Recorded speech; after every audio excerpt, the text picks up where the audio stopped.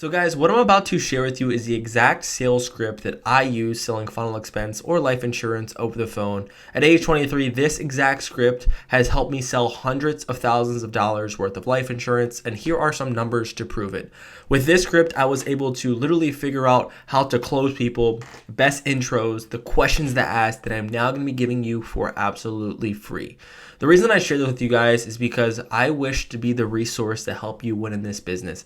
I hope that I can help change your family's future. I hope that I can change your bank account. And most importantly, I hope to just share with you the truth of what it's actually like to win in the insurance business.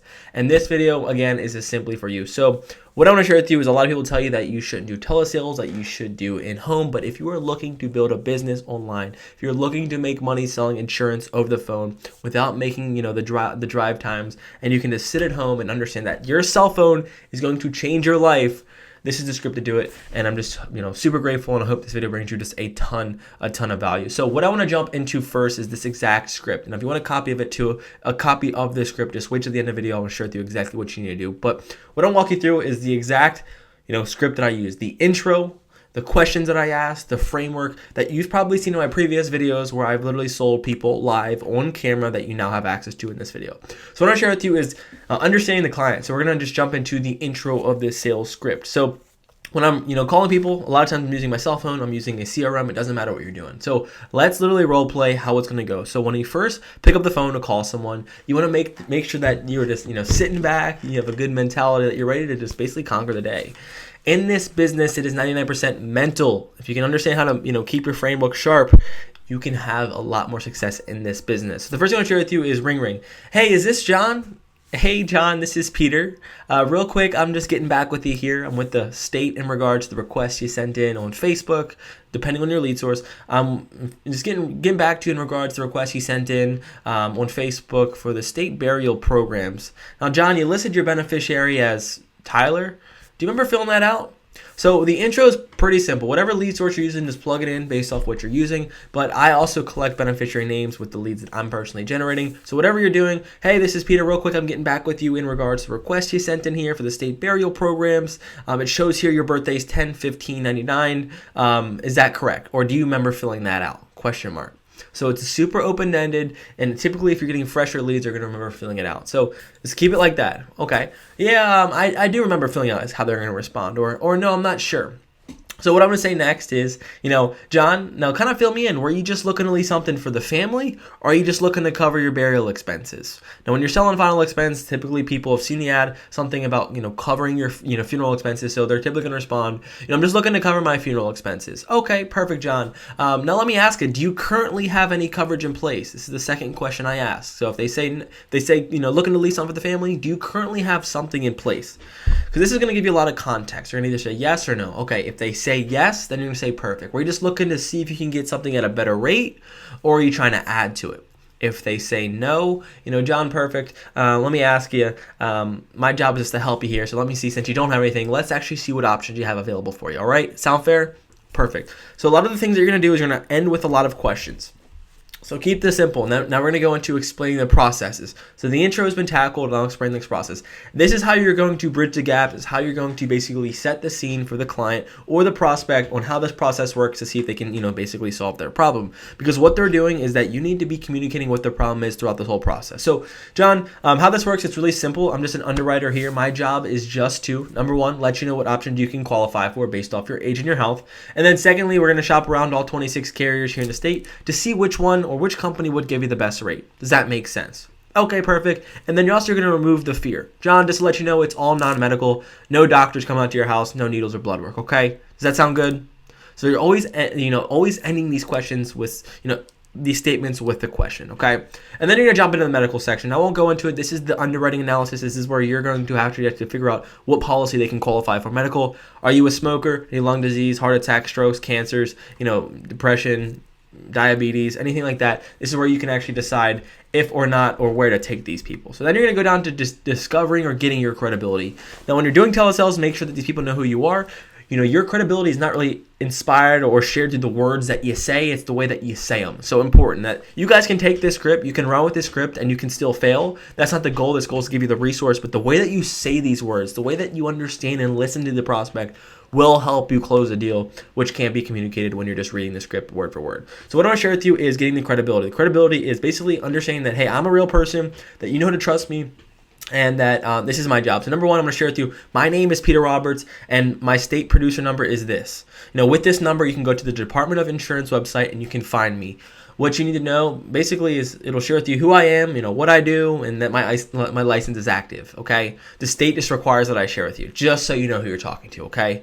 And a little tidbit that I'll drop in there for you, if you have any questions, Nancy or John, what I can do for you is I can send you over a copy of my license right now through text, if that's helpful for you, okay? Okay. So then you're going to go into the question. The framework here, the fill in the questions, there's 2 questions that I'm going to share with you that I ask in every pitch that's going to allow you to actually close a deal, understand the problems, and understand how you're going to, basically pivot. Now, these are all words. You're going to get objections. You're going to get a lot of questions through this, but just understand that this is how you're walking them through the process. This is a process called mirroring that I use. When they are slow or if they're not really bought in, then you want to act like you're not really bought in. So that can be another video, but what I want to share with you is, okay, now, John, kind of fill me in. You mentioned earlier you don't have any coverage in place. What had you, motivated to start, looking around for some life insurance? So how I'm asking that, how you ask it is like, John, what had you feel looking around? That's not how you answer. John, kind of fill me in. What had you looking around, for some life insurance? And you be quiet.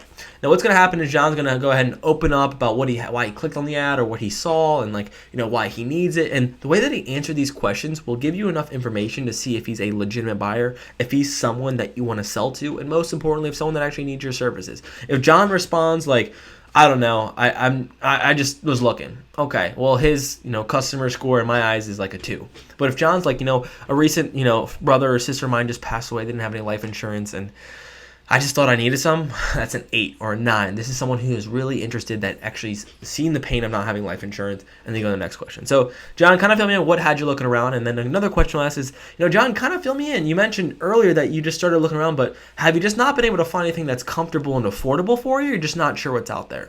So another open-ended question that you can also take a lot with. So number one is fill me in, John. What had you motivated to start looking around for life insurance?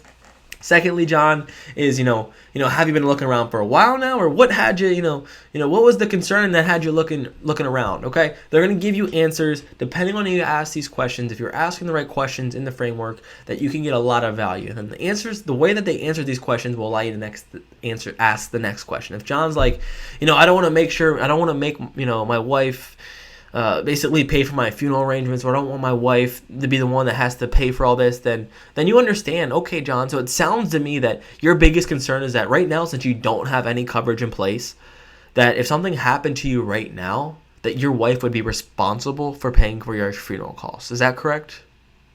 See how I asked that question? Is that correct? Yeah, that's correct. Okay. And John, let me ask you, as a husband, so what you're going to do next is you're going to label them. So what's not in the script here, what I want to share with you guys, and I want you to write down, is a process called labeling.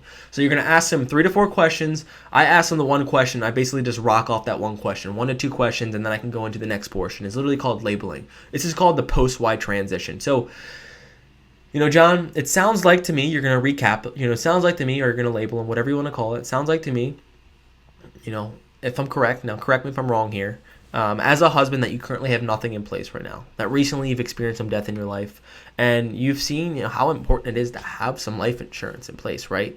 So my tone has changed.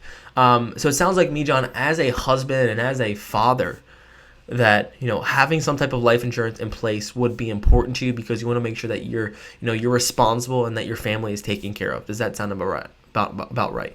Question mark. Yeah, that sounds just about right. And John, you told me earlier that your biggest concern is making sure that that your wife isn't past these bills. Is that correct?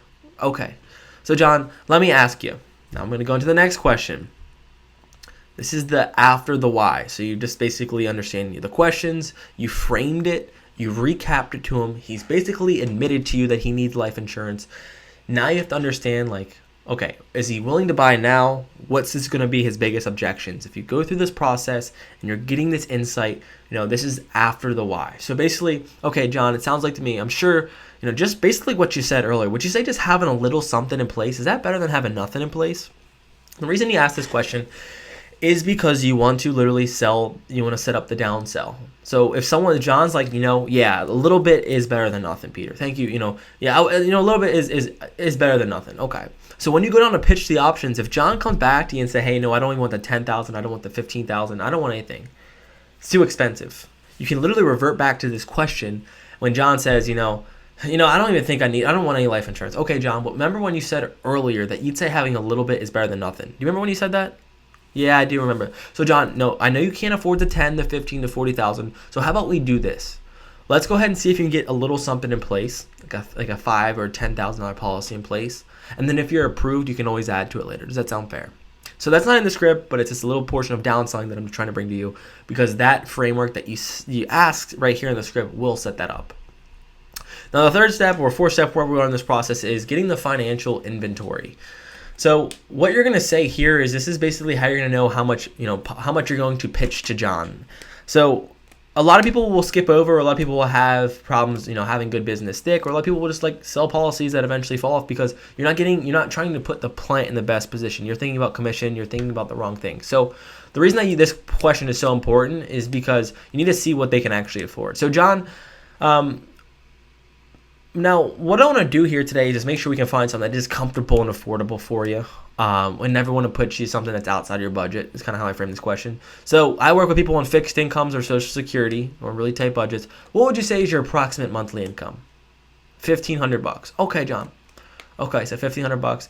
And another question you can ask is, all right, John, if I can help you find something that is comfortable and affordable for you that kind of fits within this budget, would there be anything holding you back to see if you can get qualified? Okay, nothing. Okay. So what we're going to do now, so you have the question, the financial inventory.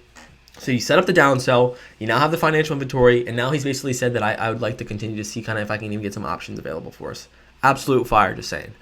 The last step here is literally pitching the options. So when it comes down to pitching the options, as you can see, the first thing is we're going to share with you the company that we're going to go with. So John, I pulled up a company that looks like you might be qualified for. The company is called Texas. Okay.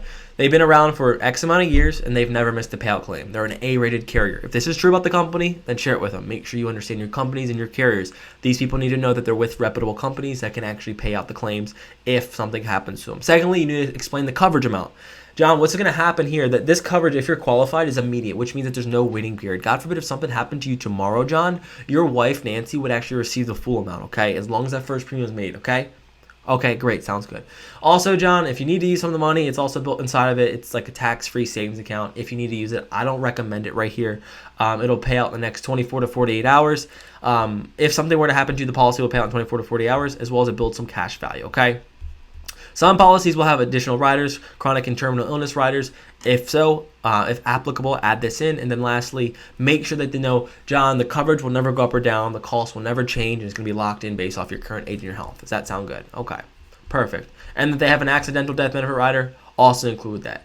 And the one thing I didn't include in here for you is the close. The close is important. When you're pitching the options, you want to give them 3 options, a 5, the 10, the 15. You explain the value. You explain, what it's going to do, what problem it's going to solve, and you're going to explain the cost.